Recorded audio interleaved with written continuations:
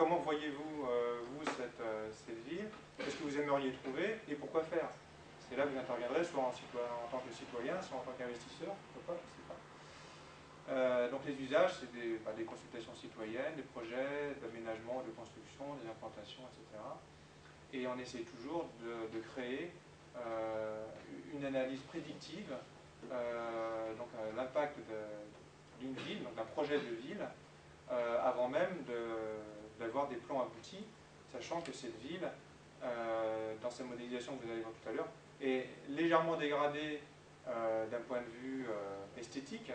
Par contre, d'un point de vue fonctionnel, elle est très très riche et elle est complètement ouverte pour y apporter des nouvelles propriétés en fonction à la fois des innovations technologiques qui permettraient de repenser la ville ou en fonction des modifications du budget, par exemple. Donc, ce que vous allez voir, ce n'est pas une cartographie coloriée comme je vous l'ai montré tout à l'heure. Dans le temps astreint au montage de ce projet pour INEOB, on a choisi de présenter donc, un petit quartier en y associant quelques propriétés que je vais vous faire apparaître.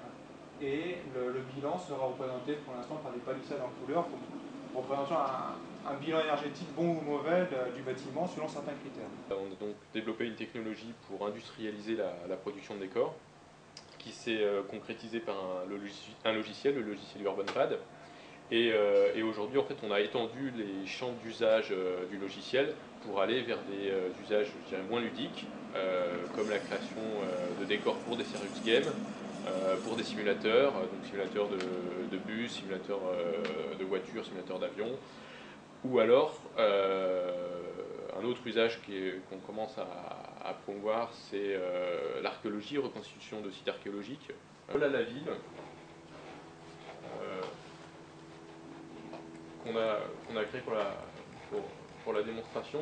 Donc, vous reconnaissez le décor de montagne de Grenoble. Et donc, notre idée, c'est de dire, bon, on prend une petite zone de l'agglomération sur laquelle on va faire une simulation. Donc voilà la ville qu'on a modélisée.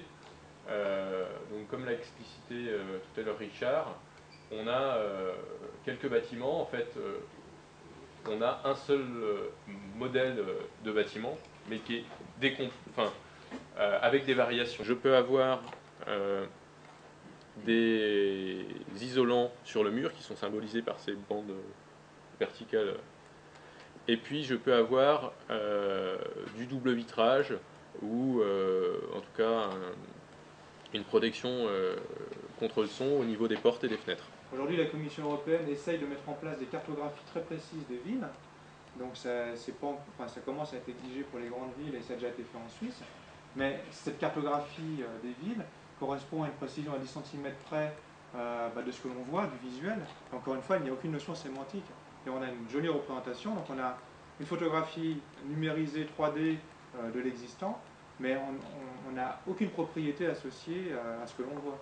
Donc là, on part du postulat inverse. On part de propriété et on arrive à une ville représentative, donc pas forcément extrêmement jolie, enfin on pourrait, mais ça prendrait beaucoup plus de temps, mais représentative d'un point de vue environnemental, donc énergétique, sonore, pollution, rayonnement électromagnétique, que sais-je, enfin tout ce que l'on peut associer comme propriété à ces bâtiments sont automatiquement intégrés au modèle.